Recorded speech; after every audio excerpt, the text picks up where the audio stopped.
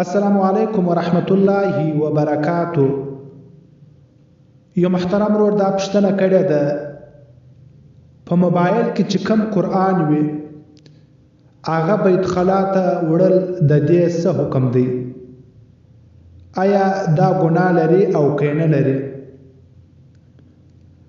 که چیرې په موبایل کې قرآن کریم پر سکرین باندې خلاص وي او سکرین یې خلاص او قرآن کریم کې معلومیږي یا دغه رقم د اډیو په شکل باندې قرآن کریم شروع وي،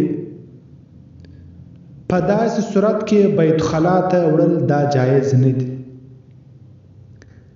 البته که چیرې د موبایل فون سکرین بند وي او قرآن کریم نه ښکاره کیږي او قرآن کریم کې بند وي او نو دغه رقم په اډیو په شکل کې نه قرآن شروع وي، بیا په داسې صورت کې موبایل فون بیت خلا ته وړل دا جایز دی او گنجایش لري.